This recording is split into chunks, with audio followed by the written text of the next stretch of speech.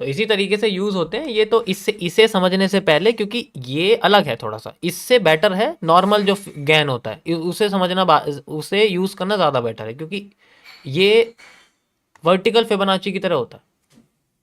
मैं इसको तो आपको मैंने ये चेंज कर रखा है, मैं आपको इसको चेंज करके दिखाता हूँ। ये मैंने वो कर रखा है, इसको मैं अप्लाई डिफ़ॉल्ट करता हूँ। अब देखो आप, क्योंकि मैं अपने हिसाब से यूज़ करता था इसको। तो इसमें बेसिकली रेंज एनालिसिस के लिए यूज़ किया जाता है। इसकी वर्टिकल फिबोनाची होते हैं, ऐसे करके वर्टिकल फिबोनाची होते हैं, ठीक है। ऐसे करके वर्टिकल फिबोनाची होते हैं इसके। ऐसे तो नॉर्मल होते हैं, वो प्राइस के हिसाब से होते हैं। जो ऐसे वाली लाइंस हैं 0.25, 0.382, 0.5, 0.618, 0.75, दीज आर द पौना सवा, ऐसे में जो बोलते हैं ना पौना सवा, वो है ये सिस्टम, ठीक है। तो यहां पर बेसिकली हमें एक प्राइस, अगर हमें प्राइस की रिट्रेसमेंट, रिजेक्शन, रिवर्सल देखना पड़ता है, स्टॉपेज, कंसोलिडेशन, साइडवेज, तो हम लोग ऐसे वाला सिस्टम यूज करते हैं। जब हमें प्राइस को एक टाइम पे आके उसका रिवर्सल देखना पड़ता है, टाइम बेस्ड रिवर्सल जो होता है, जैसे सीपीआई डेटा होता है फॉरेक्स में, जैसे किसी देश के न्यूज के इलेक्शन होते हैं, ये सारी चीजें रेंज एनालिसिस के अंदर आती है, टाइम एनालिसिस उनके अंदर ये यूज किए जाते हैं। कि 50% मार्केट अगर यहाँ आके जैसे ही सीपीआई डेटा निकला, अब इसके आगे की 50% मार्केट हमें कब तक उस प्राइस तक जाती हुई दिखेगी, उसके लिए इसको यूज करते हैं। तो इसकी जो ये वाली लाइन है मैं आपको लगा के दिखाता हूँ कैसे यूज करते हैं, ऐसे थोड़ी बता रहा हूँ, लगाऊंगा नहीं। ये प्राइस लेवल्स हैं, आप देख सकते हो, ये देखो प्राइस लेवल्स हैं, ये टाइम लेवल्स हैं, दोनों सेम है, लेकिन ये टाइम लेवल्स इसलिए बोला क्योंकि ये रेंज के अंदर आते हैं, टाइम बेस्ड होता है। अभी आपको करके दिखाता हूँ कैसे यूज करते हैं इसको। ये मैंने सारे बंद कर दिए यहाँ से, ये आप देख सकते हो, ठीक है। अब मेरे पास ऊपर के लेवल्स है सारे, ओके, ये मैंने ओके करे। अब ये रेंज एनालिसिस के अंदर आप देखो इसको कैसे यूज करते हैं, मैं आपको दिखाता हूँ यूज करके। इसको मैं फिलहाल के लिए हटाता हूँ, एक स्ट्रक्चर आपको निकाल के दिखाता हूँ, ठीक है। एग्जाम्पल के लिए जैसे सिंपल मैं स्ट्रक्चर बता रहा हूँ, ये मार्केट का एक रेजिस्टेंस एरिया था, ठीक है, ये मार्केट का एक सपोर्ट एरिया था, ठीक है, ये मार्केट का एक सपोर्ट एरिया था, लाइक दिस। ये मैं एसआर इंटरचेंज लेता हूँ, यहाँ से लेता हूँ मैं, ठीक है। ये देखो, ये मैंने एक एसआर इंटरचेंज एक्यूरेट सपोर्ट बनाया है, ठीक है। यहाँ पर आप देखोगे ये पैटर्न है, ये पैटर्न भी यहाँ बना हुआ है, और ये पैटर्न भी यहाँ बना हुआ है, तो एक एक्यूरेट आ गया, यहाँ पर ही मार्केट में आ गया। ये मेरे सामने एक रेजिस्टेंस बना हुआ है।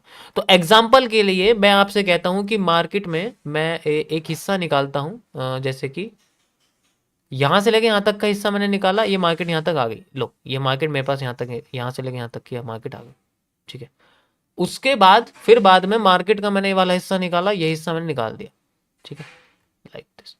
अब ये मुझे पता लग गया कि मार्केट अपने प्राइस पर यहां से लेकर अगर मैं मेजर करूंगा, ठीक है, पहले जो थी मार्केट जब अपने रेजिस्टेंस से सपोर्ट पे आई थी, तो उसने कितना टाइम लिया था, डायरेक्शन तो पता रहती है एनालिस्ट को कि डायरेक्शन तो है हमारे फेवर में, ठीक है। अब वो कितनी देर में जाएगी इसके बारे में बात करनी पड़ती है। तो यहां पर अब वो रेंज एनालिसिस यूज करते हैं, ऐसे करके यहां लगाया जाता है, एंड वी हैव टू सी कि मार्केट में हमें कितना मूव दिया। अब ये चलो, ये तो पूरा का पूरा रेंज हो गया। अब मार्केट दोबारा रेजिस्टेंस से रेजिस्टेंस तक का एरिया हमारे सामने आ गया। अब इसको हमने देखा कि मार्केट ने 0.01 से 0.5 के आसपास, यानी कि इस रीजन में आके इतना टाइम लिया, यहां से लेके यहां तक का टाइम लिया। अब हम लोग इसको दोबारा से रेजिस्टेंस से अगले रेजिस्टेंस के लिए मेजर करके रखेंगे, और फिर बाद में हम अगली मार्केट को देखते हैं वो कितनी देर में यहाँ आती है। मार्केट चलना शुरू करती है अपनी, और फिर बाद में यहाँ आना शुरू कर देती है, you can see like this. यहाँ से मार्केट आती है and we have to see like this, ठीक है, यहाँ से हमारे सामने बनी हुई। अब इसमें पता लगता है कि हमने एक्सपेक्ट किया था कि अगली मार्केट हमें 0.05 से और 0.05 के अंडर में दिखनी चाहिए, तब हमारे सपोर्ट पे पहुंचनी चाहिए, हमारा सपोर्ट बना हुआ था, लेकिन वो सपोर्ट पे हमारे टाइम से पहले पहुंच गई। अब उनकी अलग स्ट्रेटेजी यूज होती है। इसका मतलब है कि उसने अपना मूव बहुत जल्दी कवर करा है। इसका मतलब है कि सेलर्स बहुत ज्यादा, एक होता है ना कि फास्ट मूव, ट्रक चलाने की कोशिश कर रहे हैं, एकदम से मार्केट के फेवर में आने की कोशिश कर रहे हैं, और ऐसे फास्ट मूव में क्या होता है, हम क्या बोलते हैं, फेकनेस छुपी रहती है। फास्ट मूव फेक मूव की तरह होता है। अगर वो सपोर्ट पे जल्दी आ गया, इसका मतलब कुछ तो घपला है। उसने टाइम अपना आधा कर दिया यार, अरे तुम खुद देखो, उसने अपना टाइम जो है, अगर मैं यहां से लेके यहां तक का स्ट्रक्चर बनाऊं, तो यहां से लेके यहां तक का स्ट्रक्चर के हिसाब से मार्केट में उसने टाइम अपना आधा कर दिया। उससे अपने आधा लगा दिया टाइम, तो आधा टाइम अगर हो गया तो डिमांड भी बहुत जल्दी आ जाएगी। अगर सप्लाई उसकी जल्दी आ गई तो डिमांड भी बहुत ज़्यादा तेज में आएगी। तो फिर हम क्या करेंगे, हम यहाँ पर अपनी डिमांड लेंगे, ध्यान से देखना, ये डिमांड जो थी इसके बाद की डिमांड अब लेते हैं। पता चला कि सप्लाई बहुत जल्दी आई थी तो डिमांड लेते हैं। अब ये डिमांड है, अब यहां से पता लगा कि सप्लाई आधा टाइम पहले आ गई, मान लो आधे घंटे पहले आ गई, एग्जाम्पल के लिए 1 घंटे में आनी थी, आधे घंटे में आ गई। तो अब मैं यहां पर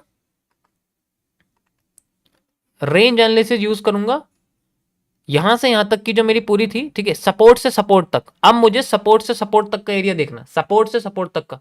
जब ऊपर से ऊपर थी तो रेजिस्टेंस से रेजिस्टेंस, अब सपोर्ट से सपोर्ट तक का एरिया ये उठाया, पता लगा मार्केट अपने आप को इतने टाइम में लेके आई थी, ठीक है, इतने टाइम में लेके आई थी। तो इसका मतलब है कि डिमांड भी हमें बहुत जल्दी दिखेगी, हमें आधे टाइम में पता लग जाएगी, आधे घंटे में ही डिमांड आ जाएगी। अब ये मान लो 1 घंटे में मार्केट ऊपर पहुंची थी रेजिस्टेंस पे सपोर्ट से, अब हमें आधे घंटे में ही चाहिए। ये एक एनालिस्ट की डिमांड रहती है मार्केट से, ठीक है। अब मैं इसको अगले सपोर्ट से नेक्स्ट सपोर्ट के लिए लगाऊंगा लाइक दिस, एंड ये रही मेरी डिमांड और ये मैंने यहां लगा दी।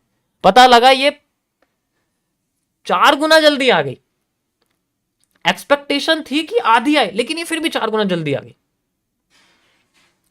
So that is how the range analysis used.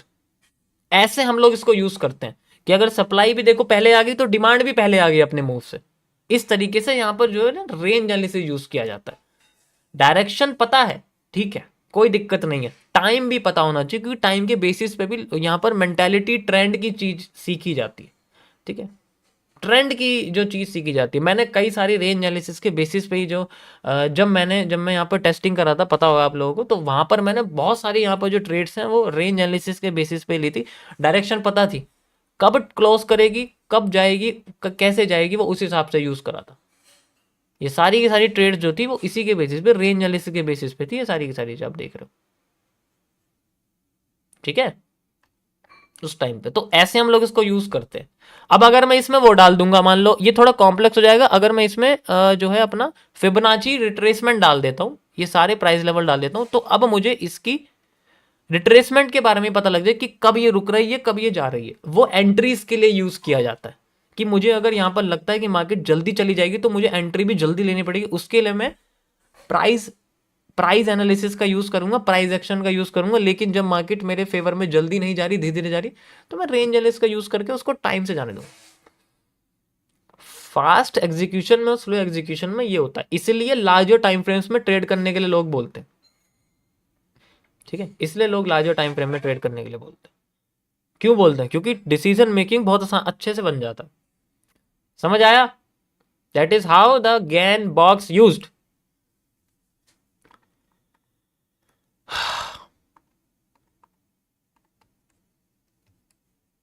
Got it? Got it.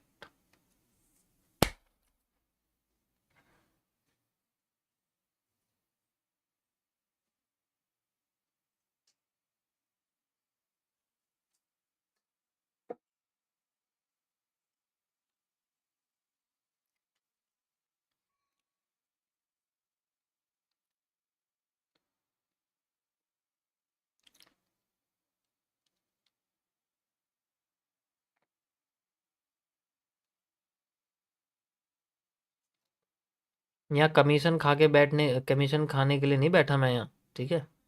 यहाँ चिल्ला चिल्ला के कोर्स बेचने के लिए नहीं बैठा मैं, यहाँ पर बना के बैठा हूँ, इसलिए सब बता रहा हूँ, ठीक है। भाई जिसको पता होगा, जिसने करा होगा, उसलिए मार्केट के 2-2 3-3 साल पुराने स्ट्रक्चर्स याद होंगे। कौन है जो जिसको याद रहते हैं, बताना जरा। किसी ने मुझे से बोला तुम्हारे आज के हमने कि 2022 में 23 में उसमें ऐसा स्ट्रक्चर बना हुआ है, मुझे याद है, अभी ये बन रहा है। कोई बोल रहा है क्योंकि उसने करा ही नहीं है, वो आके यूट्यूब पे, मान लो मैं क्या बोलूँ किसी के ना, यूट्यूब पे आके सीधे जो है वो लग गया, उसे पता ही नहीं इससे पहले क्या चार्ट था। वो बंदा खुद लाइव पे आके खुद सीखा है और फिर सिखाना शुरू कर रहा। Please don't consider me just like those peoples, ठीक है।